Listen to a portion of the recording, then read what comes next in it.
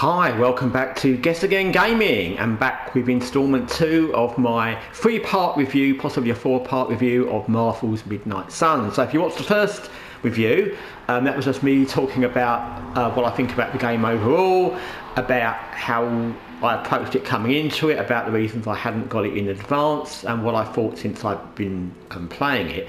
In this review, I'm going to just give a kind of mini review of the systems that aren't combat. So as I mentioned in the first video, your home base is this place called the Abbey. It's not as big as it seems when you first start. Like with anything, you know, you go into it at the beginning and everything seems like, oh my god, I've got to go all that distance to get there. That's really annoying. But once you get used to it, it's not big at all, actually. There are grounds that you need to run around sometimes. The good thing is that often there's things to discover there. There's always something to discover, actually. You can pick up bits and pieces that you can use in the game for it. These chests that you get, there you go, an arcane chest that you get stuff from. And these other little adventures and little things that you'll find good and bad. So it's not pointless to go running around. And I've not gone running around everywhere yet. But it's not as big as you think. When you sleep, which is on your bed there, you will end the day, and you'll need to end the day to start a new mission, because you can only do one mission per day, as I said in the last video. That little thing there is to tell me it's my wardrobe, or I can tell that because it's a wardrobe in my bedroom. But anyway, I think that probably means there's something new in the wardrobe for me to look at. So that's that part. So this is the Abbey. You've got a couple of long corridors down there. Don't really worry about them. They're kind of where presumably the other agents are meant to sleep, and if you get a guest agent or a new agent, they go there, and sometimes you've got to go down and have a chat to them, but you don't really need to worry about that bit too much. Out there's a pool. Yes, we've got our own pool. It's not very big, actually, for the fact that this is a really fancy looking place. It looks like some posh spa, but the pool's not very big. But you can actually go and sit there and lounge around, and you get swimsuit options for you, and all your agents have swimsuits as well. I'll come to that as well when I go into the bits and pieces you can buy. So that's my room. This is a common room where everyone hangs out after work, which is kind of a funny system. It suits the game, but when you think about it, it's odd, because at night they all come and sit around here and no one's like manning the fort, so to speak. So it's a bit odd that they don't do it in shifts and have someone always on the comms and always doing stuff in the main base, but they all come out here. When they're all out here, certain times you'll need to go on little missions with them.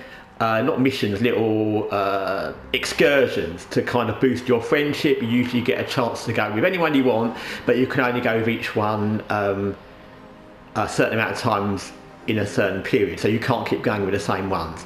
And you'll go to different places like the bar, the pool room, watch a movie, go for a walk, go and see the stars, have a deep conversation. You can always also buy them gifts, which you can buy, where is it? It's up here. You can buy a gift shop and you can buy stuff. I'll just buy that there, because I've got loads of extra money. Different gifts for different people. You'll get to know which person, which superhero might want what. So for example, if you bought, and this is not obviously true, but just for the sake of it, if you bought something connected with spiders, then Spider-Man might like it, for example. So, you know, you'll work out which ones don't want what and which ones might want something. You can get it wrong. I've got it wrong before. That part of the game will become self-explanatory once you start doing it. It's not as annoying or as difficult as I made it sound. It's actually quite simple once you get into the rhythm of it. And like I said, it helps you boost up your friendship with different superheroes, which gives you a boost in your stats and also them, and it means you can do later on combined maneuvers, combined actions with them. This is like the main, not the main, it's one of the main bits where you'll come to do important parts of your mission. So here you can see Doctor Strange. I was aware of his name before, but I didn't know anything about him. And you'll bring stuff here where you can You can see there, you can analyse things which you'll pick up in missions when you've defeated enemies. You can study things you've picked up. You can craft things. You get these, you have to research some of these. You don't get them all to start with. You can do these. I won't go through what each one does, and you can upgrade this area. I'm not going to go through every single bit of this because it's relatively simple. Once you get to know you're coming here to do this, it will tell you. It's very good at explaining what you need to do and how, this game actually. So, and although it's a bit overwhelming kind of, it will fall into place. I'm not going to literally go through every single little system you can do and how that works. Here you can take items, you can craft items. Here they are, the ones I've made so far, the ones I can create so far. Again, you take them on quests. They are what they say they are. They're just like buffs or things that help you. And that again is for this kind of game, or for any kind of game, a normal kind of system. Now where is it?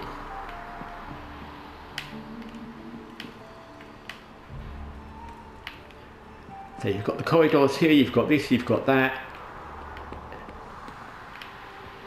Out here, which is what I was trying to find, still get lost in this place. You've got this, which is called the yard. You can see that sword thing, which is, I don't know, maybe King Arthur was here one day. You've got this, and you can do a number of things here. You can upgrade your abilities, which means the cards you have. I'll show you how it works actually, because I've got ready to work. Time. There's Blade, he's in charge of that area. So there you can see Doctor Strange has upgraded one of his cards. Flows quite naturally. It sounds confusing, but the game kind of shows you and lets you do these things without it being too complicated. So you'll upgrade things during missions and by picking up stuff and getting new stuff, and then you'll come here and see that you can upgrade it. It will tell you.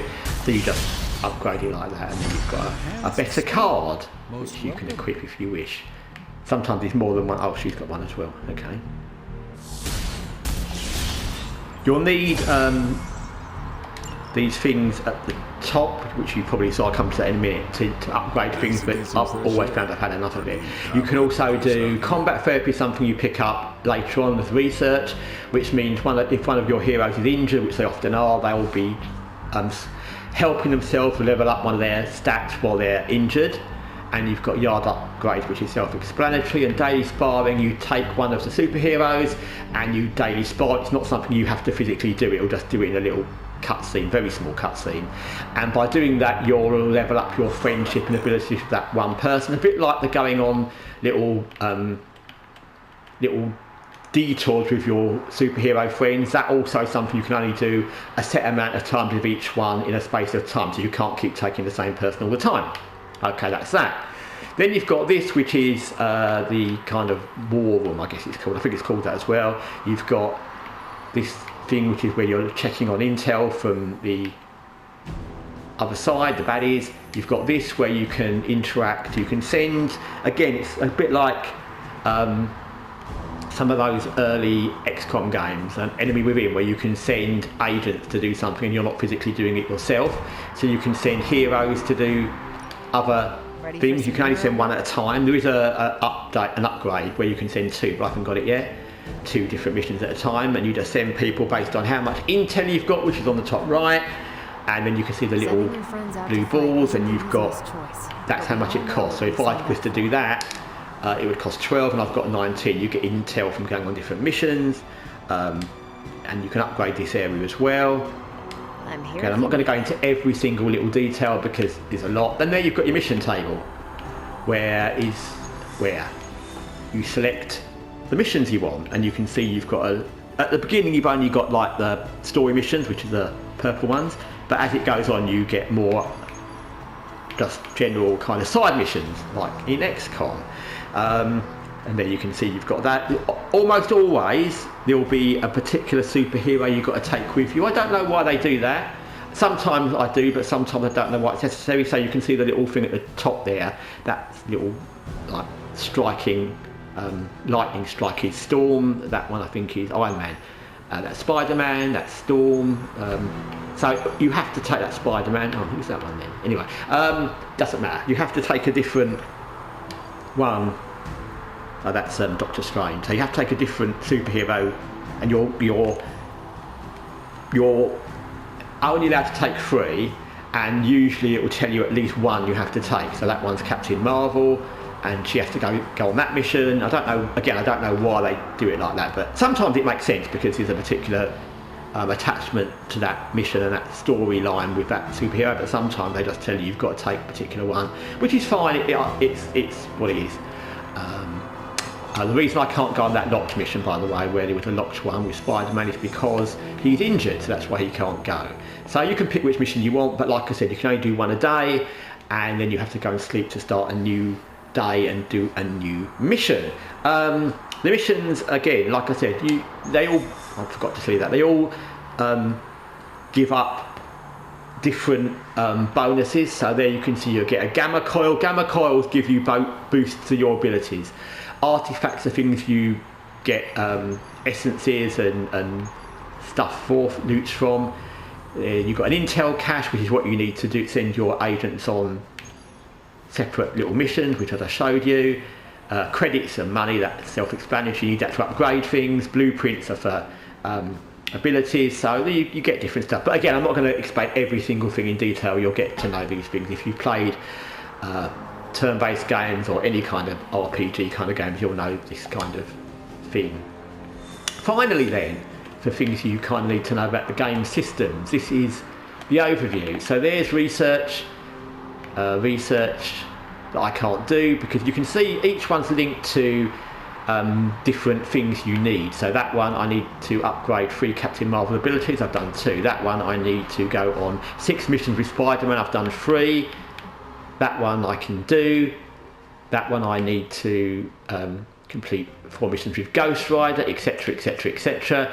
And the ones I've done are ones when I've had the right criteria. At the beginning, I hadn't really thought about this, and I was just letting them, I can do that one now. But as you go on, you'll pick things you want, and you'll think, I need to go on another mission with that person, so I can do that. So I really want to do that one to get an upgrade in the Forge, because then you can get weapons upgraded, and I need to go on one extra mission with Ghost Rider, so I'll do that as soon as I can. Superlink is like a online social media thing for the superheroes, basically. So you can see the kind of general posting of things. Sometimes they're quite silly, sometimes they're funny. I found the humour in this game quite good, actually. Again, I'm not used to superhero things, but I know they like wisecracking, and I'm used to Spider-Man, so I get that.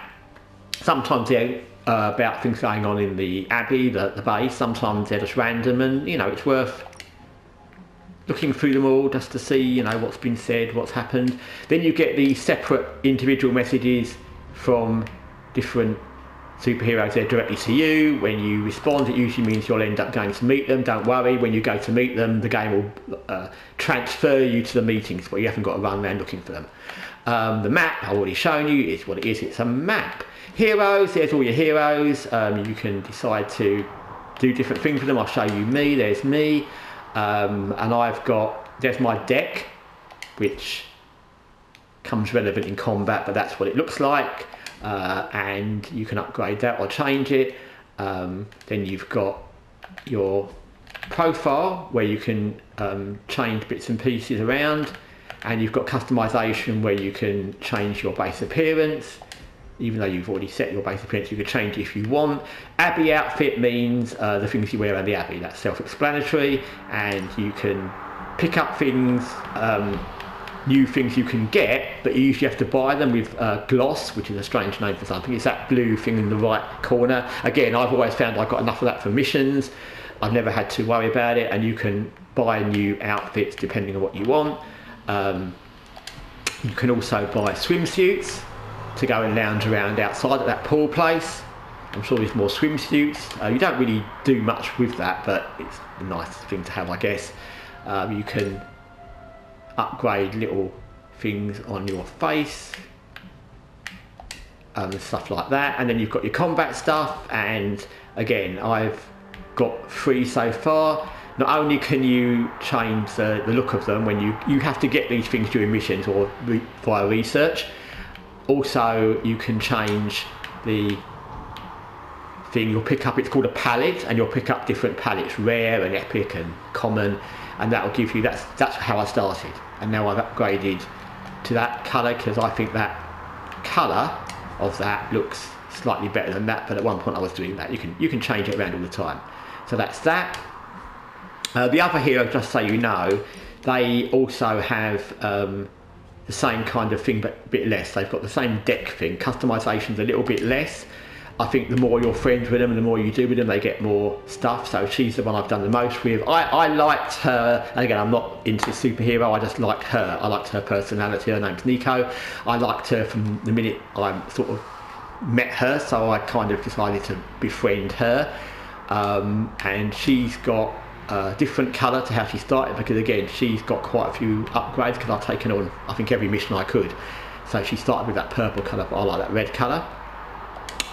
Some of the others have got less because I've not taken them on as many missions, but over time you'll gradually upgrade more and more people. You can see there on the right top hand corner, it's your friendship level, which is what it is. You can see there I'm friendship level 1 with Ghost Rider, and it's 1820, so when it goes to 2020 then it will be level 2, and I'm on that with most of them except her, because I'm already on some high level. I think I'm on level 4 with her, or level 3, and I'm going to upgrade to level 4, so that's why it's not got a number. But I've gone on lots of little hangouts and I've bought her gifts and we've chatted a lot, and I find her useful on missions as well. But you'll find whoever you find useful, and you might find a different character that you like, or you might know someone from knowing superheroes that you like, so you know, it's up to you what you do. Next, that's heroes. You've got your inventory, which is self-explanatory. The cards you've got, you can dissolve cards to get back resources, and these are resources. So you've got blueprints, which are what they are, blueprints, which are what they are. Rare common is probably epic somewhere. Essences are what you need to upgrade your abilities. Credits to buy things, basically to upgrade areas. Gloss is what you need to buy new clothes and gifts. Intel, it will send your agents on those missions where you don't actually go. Compliments you give to your teammates, and the higher rating your compliments are, the more they'll like it and the more they'll want you to be their friend. It's almost as simple as I've made it. To get more resources, you can go back to your hero, where am I? And you can go into your deck and you can dissolve cards, kind of. You can see their salvage for 40 attack essence. They all have different amounts, different things and different amounts, and then all the different things and different amounts to upgrade. So you get 80 for that. And you could see from that thing where I went into the yard and upgraded Doctor Strange's abilities, that use some of this, and if you want to get extra of it, you can do that. But again, I've not found it a problem. I'm playing on normal difficulty and I'm not finding anything in resources a problem. So again, it is what it is. The heroes upgrade, let me come out. The heroes upgrade when you go on missions with them. It does say, and it does do this, they upgrade even when you don't take them, when you upgrade. So when I've got to level 11, so I think when I'm on level 11 they all upgrade a little bit, but the ones you take upgrade faster. That's how I've seen it. I'm not sure if that's exactly how it works, but that's how it seems to me, because again, Nico is 11 and I'm 11 because we've both gone on loads of missions, and some of the ones I've taken a lot are 9, Blade's gone a few times, and the ones I've not taken much are 8, and I've only just got Storm. She's in the DLC, so she's not upgraded through me, she's upgraded because she came like that. And yeah, so that's how that works. So there you go, that's kind of how the systems work. Like I said, it would take a much longer video than I want to make to literally go into the details of every single system and exactly how it works. I've just given you the basics, but like I said, even if you've never played a Firaxis game or never played a turn-based game, although it does seem overwhelming at the beginning a little bit because of the way it's done, and it's unusual in any kind of game, and because of lots of different things going on, it becomes straightforward quickly. It's a very good game at, although what I read was you've got to run around a lot doing stuff and it's annoying. Actually it's not, because if you want to talk to somebody and go somewhere with them, the game will take you there. If you need to do research, the game will tell you what you can research. If you've got new abilities, it will tell you that. When you go to the yard, it will tell you can upgrade something. It tells you what you can do. You don't have to work it all out. So I found it very straightforward, to be honest, once I got the hang of it. And it's a game that, I feel that, like I said, the first bit I played, I was a bit unsure because it was very unfamiliar to me. Not the superhero part, if it had just been random agents like in Watch Dogs Legion. Just the way the game is different to any other turn-based game or RPG or ARPG or CRPG I've ever played. But once you get into it, it flows well, and I think the way the game is set, it fits the game well. I think the little banter and the little friends thing with the different superheroes works well. The friendship thing works well. The gift thing, the compliments thing. I like it all. I'm not saying everything's perfect. Of course it's not. And if I sat down and thought about how you can make this different, I probably could. But it'd be a very complicated game to think about like that. But I like it. I think they've done a good job. So anyway, that is my second video of Marvel's Midnight Suns. I'll be making at least one more, probably two more. The next video will be about combat, which is something I've not really touched on other than the cards you get.